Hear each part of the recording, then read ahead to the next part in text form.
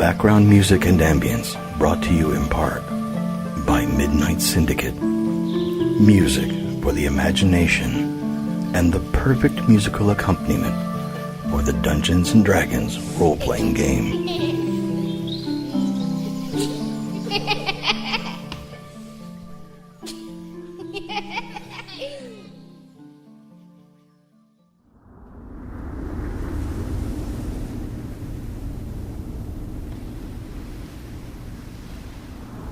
Due to some violent content, parental discretion is advised.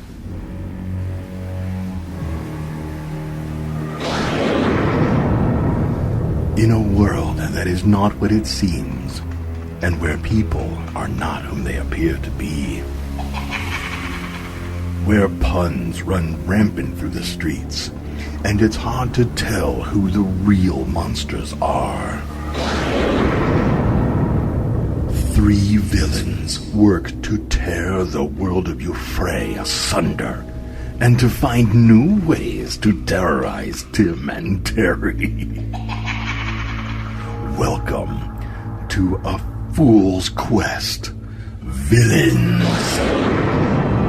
Now, let's join the drow rogue Ayda, the gladiator bard Francis the Lion, and the rogue warlock Hesh von Eggars, as they conspire together to thwart the progress of those gag-me fools. Beware, there be villains here. Here's where we last left off. The villains were at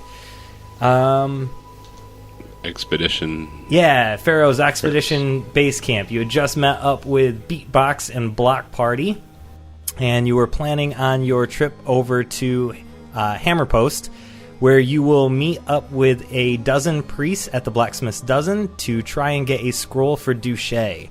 This scroll has a special symbol on it that we've talked about before, and the guy, Block Party and Beatbox, think that one of the four people who are most likely to have the scroll is either Cookie, who serves the many-faced god, the Count, who serves Kalimvor, Thalmo, who serves Cthulhu, or Oscar, who serves Bane.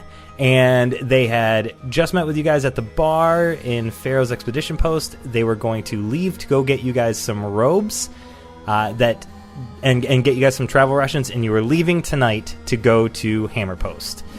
All caught up? Do you understand the words that are coming out of my mouth? Sure. Yes.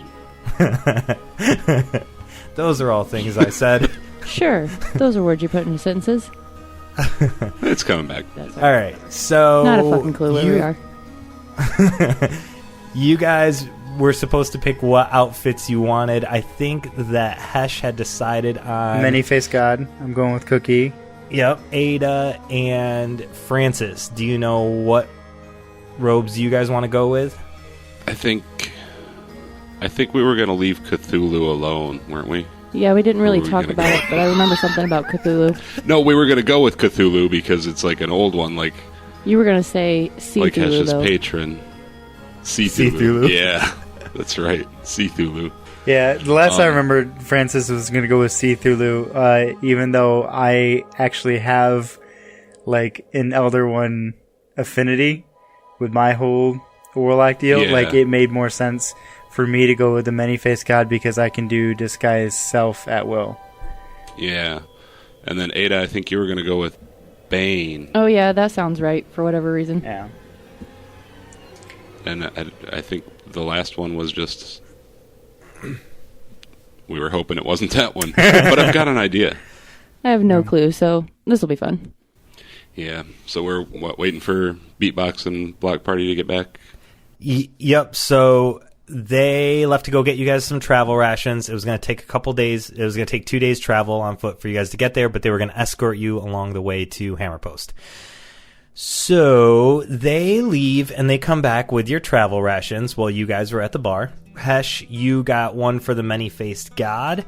That is a robe, and it's got a bunch of like smiley faces on it, like emoji style, like bright yellow, Oh, man. different faces on them.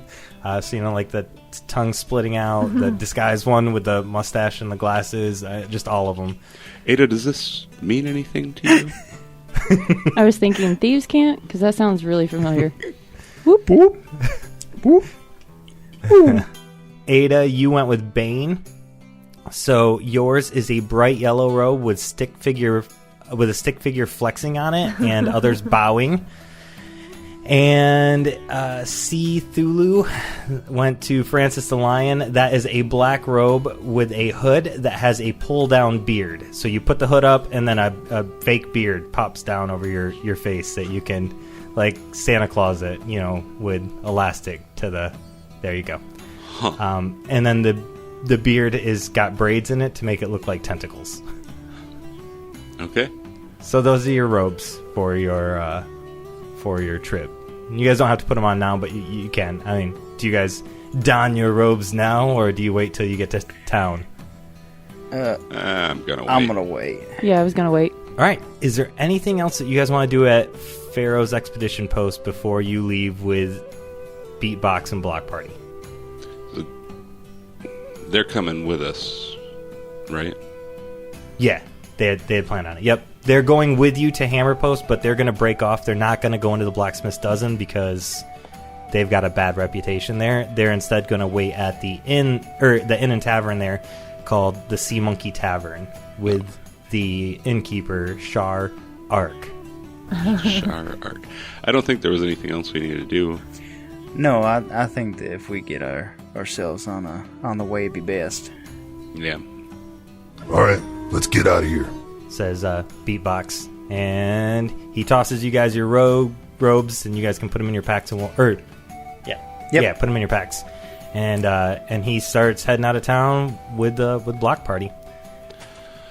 So, why do you guys have such a bad reputation in Hammerpost? Or at least with the Blacksmith's Dozen.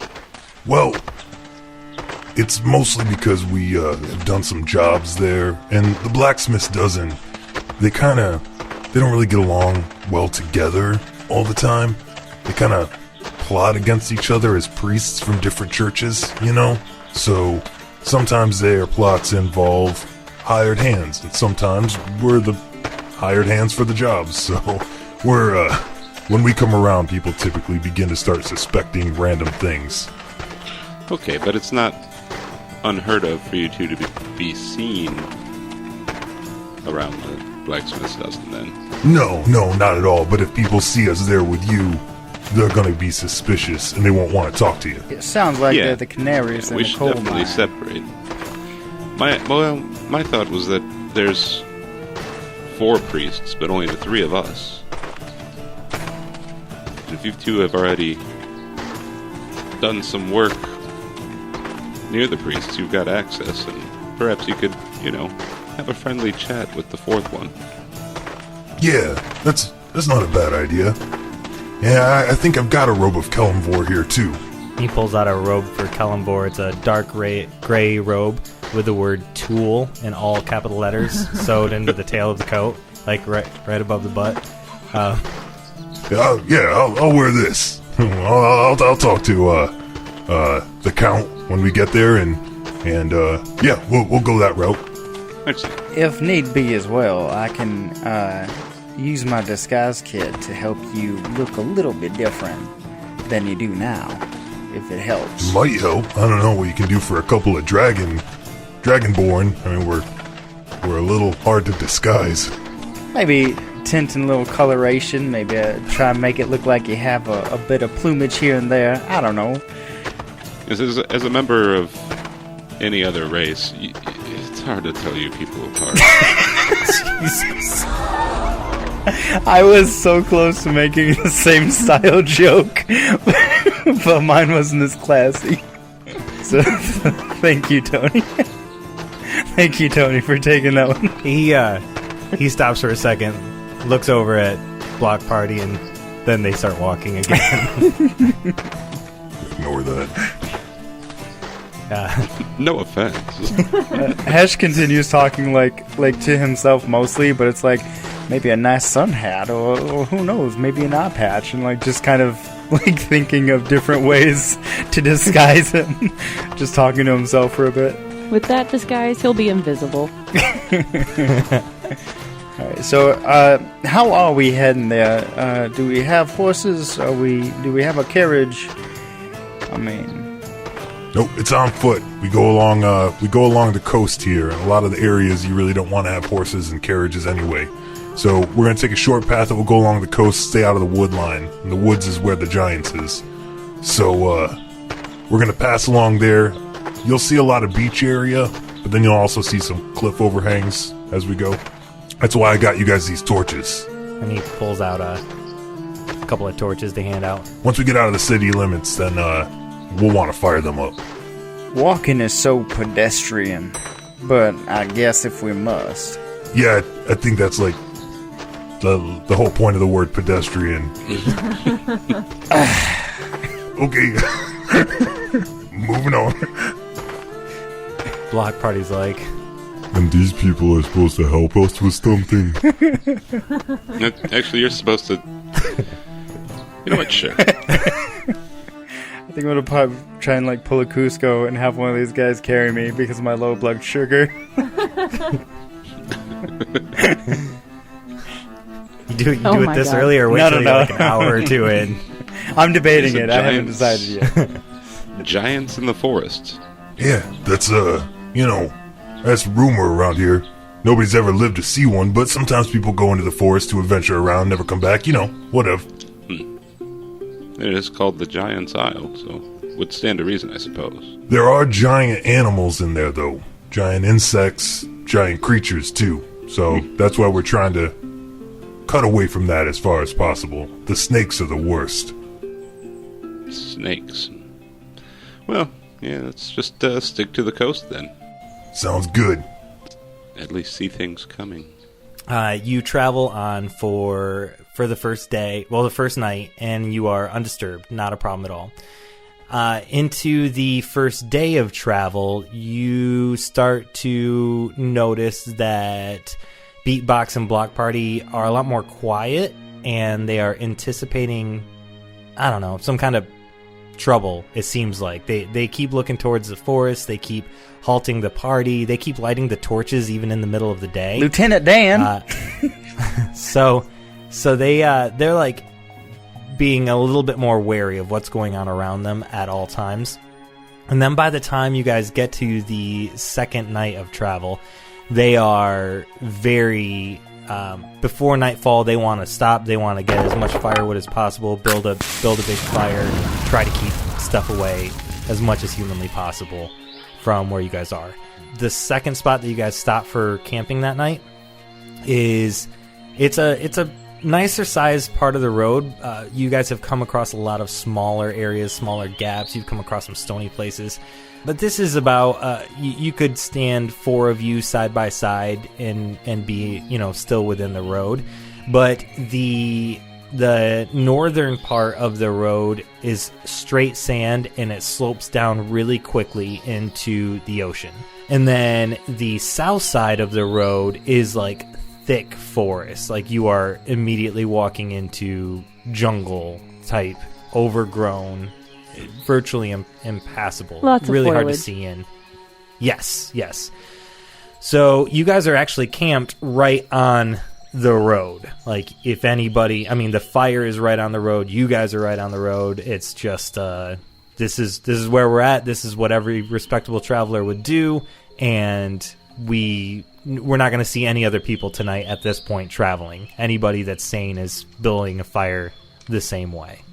So Hesh is gonna grab his twine and his little silver bells, and he's gonna go off just out on the edge of the dim light from the fire, and he's gonna start putting them in the ground.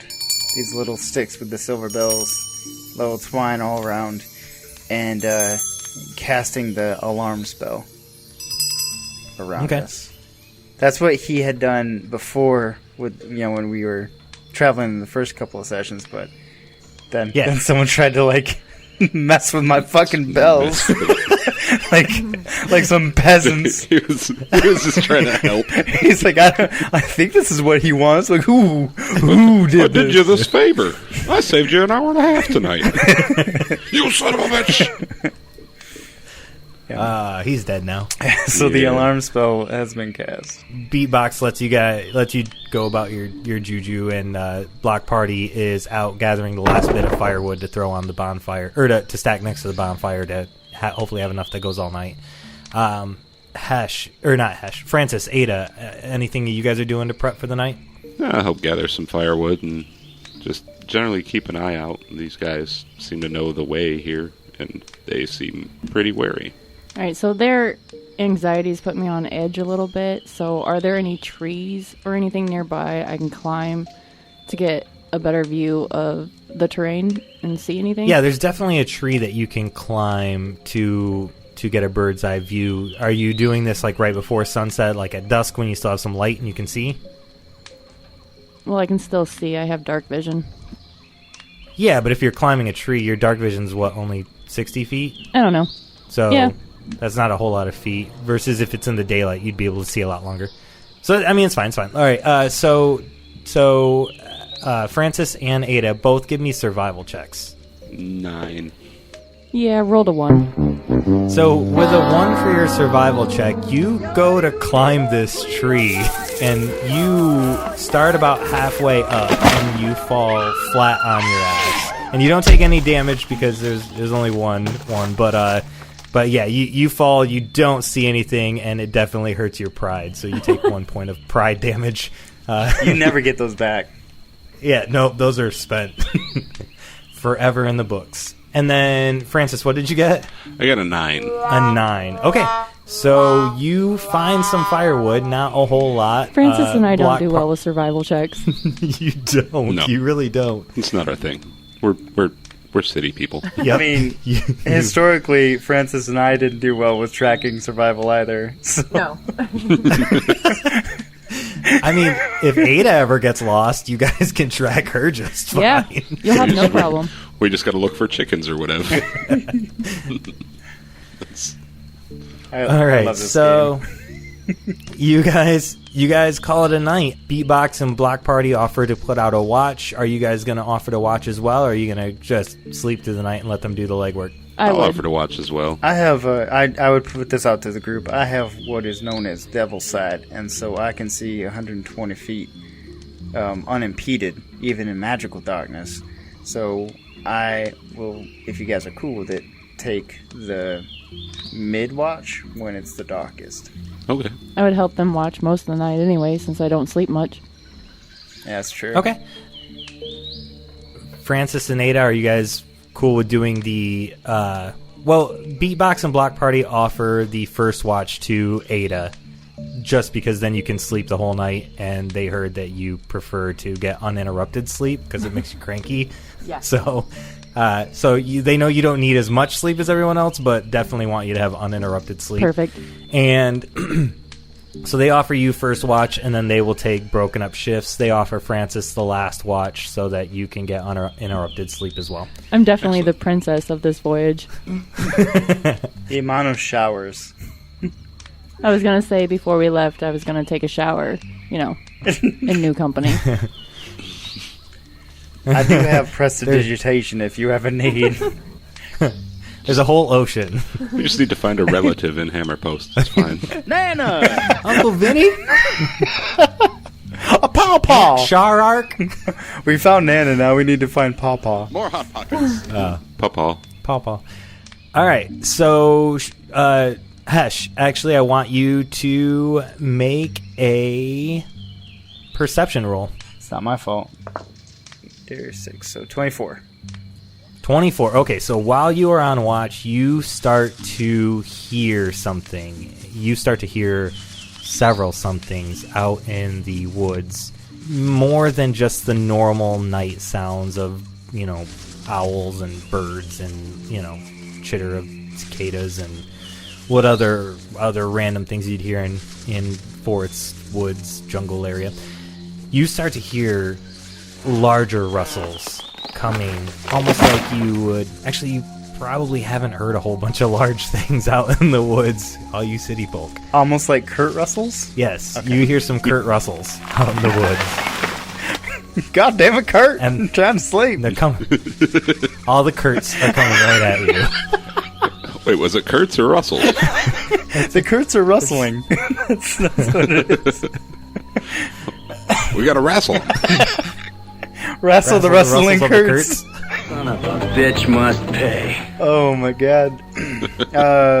Do I know from like fairly which direction and how far or no? Yeah. So they're probably about 120 feet away from you right now, coming in your direction. Let's say 150 with that roll that you did. That was a really good roll. And but they are kind of in a straight line coming towards you, so they're not spread out. They're not Like flanking, horizontal, nothing not that. like one at a time, right? No, like one at a time coming at you. Like you can hear multiple footsteps, but they're not coming from They're not coming from the right or left. They're coming straight ahead. Several footsteps, Okay. larger, like. Is the campfire still going? Oh yeah, that bonfire was going good. Okay. I mean, it's toned down from where it was when you guys first went to bed, from when you first went to bed, but easily you could throw some wood on and roar it up. It does look like they've already spotted us. They're coming in your direction. That's what you know. Okay. I am going to very quickly wake everybody, and with like my finger over my mouth, and then like if I need to, my hand over their mouth, but that's not the go-to, just because present company, I don't want to get stabbed. So for certain people, if it seems like they're gonna be rowdy, yeah, it's like I'll go for the hush on their mouth, and like the index finger on my lips, and wake everybody up quietly. So who do you go to first, and do you face hug? So I'd likely go to Rocksteady or Bebop first. And yeah, essentially waking those two up, and then Francis, and then Ayda, just because she's the highest risk. And she's also, are you still in the tree, or did you not do that? Oh no, I failed. Big time. Okay, alright. Yeah, she fell down. I didn't know I if kicked the tree as I walked away. Okay. I'll be back. Fucking burn this motherfucker to the ground. Instead of a I'm sorry note, I pegged a frickin' I'm coming for you note. Wait, you pegged a tree on your first session back? She said, once your ashes, I'm going to climb the shit out of you. Yep. Stomp all over you. Yeah, so I wake Ayda last. Okay. Slap dagger in hand. I'm alert. That's exactly why. All right, so I'm going to make a quick roll for Beatbox because he would freak out when you go to wake him up. But he does not. You are good. Block Party is a silent waker already, so he wouldn't have... He just looks annoyed that you even mess with him. What about you, Francis? I'm a pretty light sleeper, but I don't generally worry about things, so... Okay, so you're good? Yeah, pretty calm. Okay. All right. And then Ayda?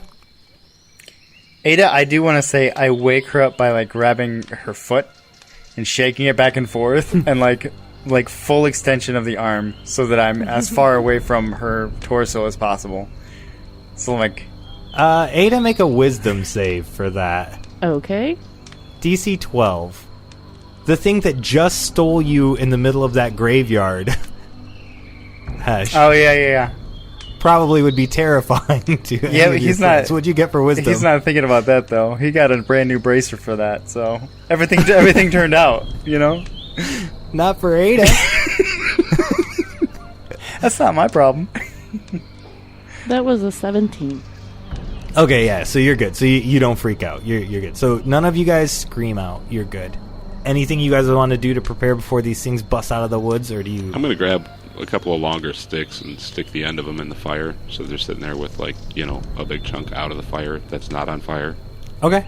I'm going to cast Mage Hand, and get towards the back of the group. Okay. So everybody can hear this, right? We're all alert. Yeah, everybody can hear it now. So after everyone's awake, by the way, I'm going to definitely be pointing at them, like just in case anyone missed it. Like, there's, from that Everybody's got to direction. rub the fog out of their eyes. Yeah. Things are they're getting awake. closer with a... And I'd also like to use control flame to make the flames cover more area. Like, it won't be by much, but like Looks bigger and any more little bit, I intimidating. think. Yeah, like more infernal, like as trying to make little shapes, but I'm not concentrating too much on it because I'm pretty alert right now, pretty anxious. Mm-hmm. I would have my weapons drawn in kind of a fighting stance. Just as you guys finish preparing for this, the fire gets bigger. You see the very first of a metalish looking shine of a carapace bust through the wood line toward the fire and dive right onto where all the cooking stuff was from the night. So the pots, the pans, all the food products that were there, including the dried goods that are still there were from Beatbox and Block Party, the rations that they brought. So you see a giant ant jump out of the woods and, well, not jump, but like run out of the woods and run right toward it. And then you see several more ants bust out of the woods and move toward that initial fire at first. None of them come towards you guys right away. And roll for initiative to see what happens. I got a 7. Hesh would absolutely say, you left the food out? You want ants? Because that's how we get ants! I got an 18. Nice. 24. Jesus. Okay. And we begin with Ayda. Okay, so how far away are these guys again? They're at the fire. You guys are positioned wherever you wanted by the fire. So if you were over near it, you could be... I mean, you could tell that's kind of what they were going for when they came out. So if you want to be 30 feet away, that makes sense. If you want to be 60 feet away, that makes sense. Okay, how many of them do we see? You see right now 1, 2, 3, 4, 5, 6. I kind of don't want to do anything right now. Okay. I want to just watch for a moment. You can delay an action if you'd like to see if one of the ants start charging at you, then you can attack then. Right. That'll trigger your attack. Okay, Okay? Cool. that's what I'll do. Alright, so ant number 1 was attacking the food supplies. It starts going through things and it picks some things up in its mandibles from the cooking supplies, and that is its turn. It did not notice you guys. Ant number 2 also didn't notice you guys. It ran out of the woods and was blinded by the fire. It ran out and it kind of reeled back and made a weird hissing noise toward the fire. And it is now Francis's turn. So they're all grouped up around the cooking stuff? Yeah, so they were coming out, imagine ants marching in a line. They were coming through the woods toward the fire, the smoke, and the food, and they busted through the wood line in kind of that order, but now they're starting to swarm around the food products. Those 2 ants grouped up together on the food products, and it looks like 3 and 4 and 5 and 6 are going to do the same. How many of them would I be able to catch in a 20-foot cube? At this point, 4 of them. 1, 2, 3, and 4. I am going to cast Fairy Fire at 1, 2, 3, and 4. I need a dexterity saving throw. All right. The highest of all 4 of them is an 11. They all are outlined in purple fire. And attack rolls against them have advantage, and they can't turn invisible. Not that I think they would, but... Hate when those giant ants turn invisible. It's every time with them. And anything else from you? I'm gonna move about 40-ish feet away from the nearest one. All right. And then number 3, let's see if he notices you guys as he runs out of the woods. Jesus, no, he does not. So he runs right over with the others and is like climbing up over on top of number 1 who got blinded by the light and is moving towards the food, but does not see you at all either. And it is Block Party's turn. So Block Party is going to pull out his harpoon gun, and he is going to fire 2 harpoons at ant number 1 that is in the foodstuffs. And you said they get advantage? Yes. Oh, yeah. And so he hit number 1 for a lot of damage with those 2 harpoon guns. You see both of the harpoons hit the ant right in its head, really, and it is bloodied immediately just from those 2 hits, those 2 shots. And ant number 4 does notice you guys, especially after Block Party just did that, and so he is going to charge at Block Party. And then ant number 5 is going to do the same thing, but neither of them will be able to get attacks because they're far enough away. Beatbox pulls out his ball and chain and makes his way to where Block Party is, and he is going to take his ball and chain and swing it around in a really big hit. Actually, he misses both of them. So he swings his ball and chain around and lets out a cry of a Yeah, get on! and swings his chain around, and it goes over the head of both the ants because he's bad. Ant number 6 comes out and charges out of the woods towards you guys. But again, he groups up with the others, the ones that are by Block Party, and that is his turn to make it there. 1 is still alive, correct? Yep, 1 is still alive, but And bloodied. Still has Fairy Fire on him, so I get advantage. So I'm going to command Mayo Wave. My Eldritch Blast. My first shot on him. And because I have advantage, I get Sneak Attack. And that is 10 on the die plus 4. So 14 damage. You don't get Sneak Attack on your Eldritch Blast. It's for attacks. Or no, you know what? You're right. Sneak Attack It's is for finesse weapons. You're right. Yeah. Alright, so that's still 10 damage. Probably looks finesse, but... Alright, that's still 10 damage. Okay. Did he go down? No, Okay. barely did not. Okay. It smashed right into the face where the 2 harpoons are. He reaches out and hands. Which one had the harpoon that was shooting at them? Was that Beatbox or Block Party?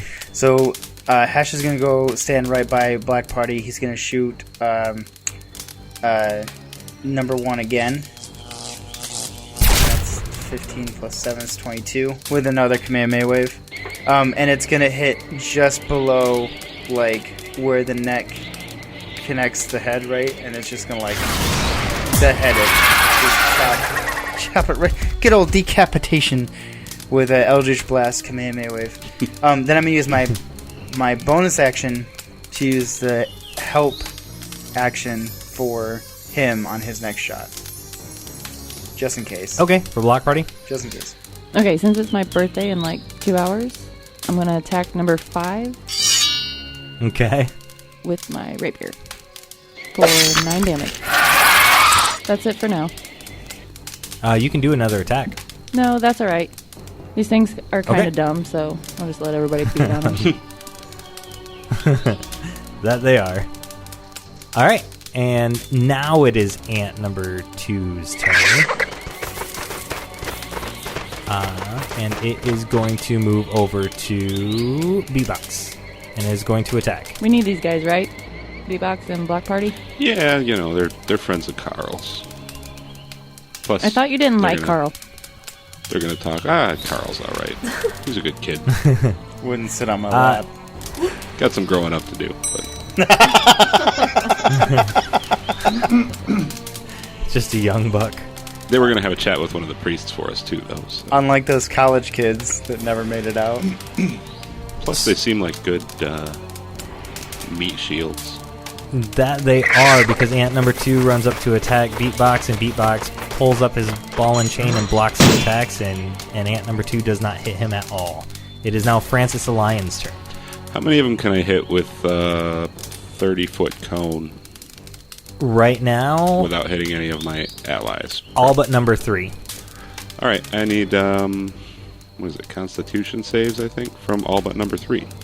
Alright, let's take a look and see what we got here. I've got a 7, a 12, a 10, a 14, and a 17. 14 and 17 make their save. So it's 14 for the other ones, and then 5 and 6 take 7 damage. 2 and 4 are pushed 15 feet away. Alright, so... It's that good old peg leg. Ant number 3 will make its way over now to where the rest of you are, and will attack Block Party. And hits Block Party one time, so it sinks its mandibles into Block Party's left shoulder, and hits him for some angry damage. And Block Party fails his save. That's not good. It's not looking too good for our travel companions. Block Party, you know, he's a big guy. It's the first time he really got hit, but man, it just sinks right into his shoulder and just lets out a squeal of pain as he feels this poison get injected into his left shoulder. So now Block Party, who's super pissed at number 3, takes his big old dragon head and smashes number 3 in the head. Alright, and that takes us back over after Block Party, goes to number 4, who is going to turn its gaze and hits Ayda. Oh, fuck no. So I need a Constitution save of 12 from you, Ayda. That's an 11. Oh no. Okay, so the sting that it hit you with does 7 damage, but then you get injected. Pregnant. You get hit for 18 poison damage. Holy fuck. So just like Block Party, you feel that stinging burn of poison into your right arm where it stung you. Alright, so number 5 now, who was attacked by Ayda, is going to attack It's gonna kill me, so... Ayda. I don't think so. Yay. Knock you unconscious, maybe. Oh shit. And it does hit Ayda. I need another Constitution save from you. Shit. That's a 19. Nice. Okay, so you're good there. Never again. It's not happening. Been here before, but not like this. Sorry. But it does it, so it bites you on that same arm, on your same right arm, and does another 10 points of damage. She's just a woman. Bullshit. And Beatbox, who it was standing near you, says, Get away from her. and he goes after number 5 with his ball and chain, and does a big swing. And he hits 3 enemies with that attack. Yeah, so his ball and chain just does this huge swing. It's kind of what he was trying to do earlier, but he went over everybody's heads. But just takes the ball and chain, just whips it around in a big circle, and just smashes right into the 3 of them. Just boop, boop, boop, all in a row. And then brings the chain back right before it crashes into the party. And number 5 and 6 are now bloody. And that takes us to number 6's turn, who is going to attack Beatbox. Number 6 bites onto Beatbox's leg just as he's pulling the ball and chain back, and stings him as well, poisoning his right leg right after the follow-through. Now it is over to Hesh's turn. Number 3 is between Hesh and the rest of the party, correct? Yeah. And has been hurt already. All of them have been hurt already. Fantastic. He'll pull his swords, and actually, no, he won't. He'll kind of move in a half crescent around, trying to keep his distance from everybody else, and he's going to just give 2 of the hardiest middle fingers to number 5 that he possibly can. And as he does so, it's very audible that everyone hears a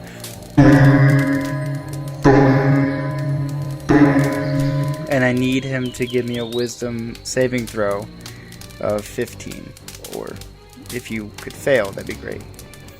Well, I'm going to tell you what I'm going to do here. I'm going to go ahead and fail. Awesome. So I rolled a Because 7 minus 1. instead of doing d8s, I do d12s because he's already been hurt, and that is 16 damage to number 5. Nice. And what does that spell look like? I mean, what is that spell? It's Toll the Dead. Oh, okay, cool. The doing makes sense Yeah. now. Doing. Okay. Is he dead yet? No? Nope. Damn. Close. Very close. Right. And then with, am I able in my half crescent moving my 30 feet? Would I be able to get roughly within 30 feet of Ayda if I'm not already? Yeah, you would definitely. You are like at 30 feet, so you stay back a little ways, but you're at 30 feet from them. Yeah. Okay, so keeping a safe distance from 3, staying within 30 feet of Ayda, I also use my bonus action to give her aid, either like moral support or whatever, for whatever next task she needs to do. Okay. That does what gives her advantage? Yep, she has advantage on that. It's part of my mastermind rogue. I'm already at advantage, aren't I? Is that well, double if advantage? you have to do like a saving throw or stuff like that, I believe that's what the help action. Cool. That takes us back to Ayda's turn. Look, I got the initiative right. So since he's aiding me, can I have him cup his hands as a foothold so I can run at him, jump into his hand, and do a backflip onto 5? Like run back toward me, and then I launch her back away from me. Yes. Back onto them. I'm here for that. Yeah, absolutely, you can do that. Fucking A. Make a quick athletics check. Yeah, even maybe like putting your foot on my chest and like just jumping straight off of me. So 10? You get to roll advantage though, because of the aid. Oh yeah. 17 plus 7. Also because I think it's cool. There you go. 24. Yeah, 24. So you you turn around, jump towards Hesh. He does the cup hand thing and then flips you back up on top of. Did you want number 6 or number 5? Number 5 is going down. Number 5. It's going down. All right. Down. Red Knight's going down. On to number 5. All right. That's a 16. That's a hit. All right. So as I drop down on its back, I kind of want to two-handed. I want to bring my rapier down on its neck for 6 damage. Okay, yeah, that does it to number 5. So what does your awesome kill shot look like? So the first time I brought it down, it didn't quite get it. It just kind of chinked its armor. Mm-hmm. And with that last one, I kind of just like gather up all my muster and shove it down through his neck. Oh yeah, goes clean right through the neck and it just crumples to the ground. You just ride it all the way to the ground. Of course, with that last one, I just kind of walk off like, no big deal. So that takes us back to ant number 2, who is getting beatbox. And ant number 2 makes his he moves back to beatbox after getting blown back because he hasn't made his chance to get back yet. He gets back and beatbox just brushes away the attack, like doesn't even phase him, just totally dodges it. Not a big deal. And it's Francis's turn. All right, so I'm pretty close, right? Because I got up to cone them. Yep. Was there 3 of them that attacked Ayda last turn, or just 2? 2. And you killed one of them. Yep. So the one's still alive, though. With my whip, 10-foot reach, I'm going to move just as far as I've got it to be able to reach 6 and attack it. Okay. And I'm going to shout, "Yeah!" You know, just make a lot of noise, try to get its attention, basically. Okay. That's 18 to hit. That hits. Yeah. 5 damage. And then I'm going to keep moving to the next closest one. I think would be 4, right? Yep.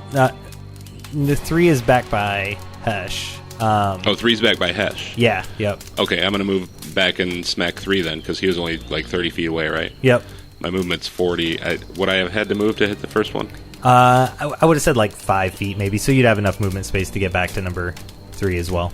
Yeah, and then I should have like 5 feet left, right? 15 feet left after that, I think. Yeah. So I got 10-foot reach. Yep. Cool. I'm going to go back and hit 3. And same, make a lot of noise. That's a 19 to hit. Just try to get it distracted a bit. 4 damage. And it's a whip, so it's, loud and cracky. And then I'm going to move back towards Ayda and the other ants and beatbox and block party. Okay. Kind of make like a cluster of 3 people together, like back to back to back. Yeah. Okay. I'm just trying to draw that one away from Hesh and the other one away from Ayda. And as my bonus action, I'm going to give Ayda an inspiration die. So the next time you need to make a roll, you can add a D8 to it, or the next time you get attacked, after you know what the roll is, you can add a D8 to your armor class. Right. Okay. That's badass. Yeah. Is that a new thing that you got from leveling up or no? No, I've had that since third No, level. he's giving me inspiration. Yeah, but I didn't know the armor class thing. Yeah, I don't think I ever read it before a couple of weeks ago. Fair. I read the first half of the paragraph, which is you can add it to weapon damage, which is normal inspiration you can't. So that's kind of cool. But yeah, the second half of the paragraph is that you can add it to your AC after seeing the roll, but before knowing whether it hits or misses. So you did get the attention of ant number 3. It breaks away from where it was near Hesh, and it moves towards you and attacks Francis. It bites at you with its bite and misses, but then it stings you with its second hit. I'm going to add 3 to my armor class because of my dueling fighting style. It was a 21 that I rolled. Is that still a hit? Yeah, it still hits. 19. Boom! Okay. There's a hit. Yeah, so it hit, but it did... Well, I need a Constitution save from you. A DC 12. Plus 2. 11. Jeez, that's the same thing that the Ayda got. Alright, so it stings you. It only does 5 damage with the stinger, but it does an additional 17 poison damage to you. So it makes its way up and it stings you. You got its attention just the way you wanted. And it bit you in the ass. It did. Block Party is going to attack number 4 again. And this time he is going to, instead of using the headbutt, he's going to use his harpoon gun again. Hits with both hits. And yeah, so both harpoons go, point blank right into this thing's head. Just boom, reload, and it just collapses to the ground right between him and Beatbox. So number 4 is down. Number 5 is down. That takes it over to Beatbox's turn. He's going to take his ball and chain and do his normal attack toward number 6 because it's got his reach on it. So he brings that ball and chain, swings it around once and misses, but then brings it back up and thrusts it down right on top of the carapace of that ant and hits it really hard on its back. It's not dead, but between Hesh and Beatbox, its attention is very much diverted from Ayda. And it is that ant's turn. I just remembered to make my concentration check because the damage. I failed, so they're not fairy fired anymore. That's okay. The one he killed wasn't anyway, but... Yeah. The only one that's fairy fired that's left is 2 and 3. So yeah. Number 6 going to move and is actually going to attack Hesh again. Oh, wait. I attacked 6. I can reach that, right? Yeah. Yeah. And so Ayda gets... No, I didn't mean again. I just meant attack. Okay. Ayda also gets an attack of opportunity. I hit... I want to make sure that I didn't... 7. For 7? Yep. Ayda, do you want to take your attack of opportunity real quick? Yeah, I was just looking at all my shit I can do. Because I know I don't use everything every time. And that one's bloody, so I kind of want to run at it and kind of slash with my rapier. That would make it 17, so that would hit. Yep. I'll do any damage. 5 damage. That'll do it. So it starts to run past you to go attack Francis, and you're hit, it's going to run by you to go get Francis after just attacking at you. As it's running by me, I just pull my rapier across the front and slash left to right across the chest. Right across the chest? Yeah, just cleaves all the legs right off. All in one big row. They just all go flying off. And it just collapses into the ground. Yeah. Scooting on its belly. Pincers are still chipping away. You've made a caterpillar. As the blood splashes on my face as it runs by, I'm just kind of... Alright, Hesh, it is your turn. 2 and 3 are still alive, and 3 has been alive for a lot longer than probably what should have been. I don't know how it's not dead yet. 3 is within melee range of Francis, yes? Yeah. So I'm going to flank it and draw my secondary sword. With my main hand, I'm going to strike it and I rolled a 16. That does sneak attack damage as well. So it's 15 damage for the first strike. Okay. On number 3, and it's still looking pretty alive. No, 15 damage killed it. So with my with my main hand, I'm just gonna like vertical strike, power strike straight down, and just cleave it. It doesn't go completely in half, but it like opens up like a sweet potato, and just kind of collapses forward toward. I don't know how far away I was from 3 when I had to move up to it. You were about 20 feet because Francis moved away from you guys back to the main group to get aggro. And you were already kind of away from that one that was going at you. Do I have 10 feet to get to number 2 or no? Yeah, you could squeeze around beatbox at this point. Would there to get be to number 2. A way to flank or no? Just to get to it? Yep. Okay, so I'm going to try and flank. Alright, so the first roll was 16, but I want to see if I crit. I do not. And then for the damage on the second one, that is 4. Alright. To number 2. Anything else? I'm going to give Beatbox just a wink. Just like blood splattered all over me and stuff. I'm just going to give him a nice like little wink. But I don't say it. I don't say it because that's not my bit. Francis is not sure how you did that. How you could wink without saying that. No, I noticed. I'm not. We're going to be talking about this. You know how many times I've been trying to sneak Francis up on takes someone? that as a threat. He takes that as a direct threat on his life. Ayda, it's your turn. You are about 20 feet away. You're on the other side of the group from Ant 2, but you could make it to Ant 2, get your flanking bonus, and do some attacks. Yeah. Let me... Or you can hide. I know you're hurting pretty bad. I ain't a pussy. Yeah, he called me a pussy. I'm not a pussy. You're a pussy. So I'm gonna go to attack number... What'd you say? Number 2? So that's 19 to hit. Yep. As I run up to him, I'm just gonna stab, fencing style. Fast and furious. Gotcha. Just thrust. Yep. All right. Anything else? As I was stabbing with my rapier, I would engage my slap dagger and slide on my knees and stab upward with it. Okay. For another 5 damage. Okay. All right. Yeah. So that kills it. So you slap your slap dagger off and... Yeah, slide down on my knees and thrust upward with it. And stab it under the chin. Disembowel it if it has bowels. Nice. Yeah, and that's it. Bum, bum, bum. You guys killed all the giant ant sickles. Ant sickles. Favorite kind of sickles. Anything you guys want to say to Block Party and Beatbox? Are they looking like bloodied or? No, they both look like they look pretty beat up, but they also look like they might be healthier than you guys, just naturally more beefy. I'm gonna give Ayda some healing. That's a good idea. 13 hit points. And I'm just gonna collapse on the ground, breathing kind of heavy. 13 and 21. 34 hit points you get back. Good God. And I'm just going to ask Beatbox and Block Party if they're good or if they need treatment. Block Party looks over to Beatbox, and Beatbox says, "We're all right. Don't worry about it."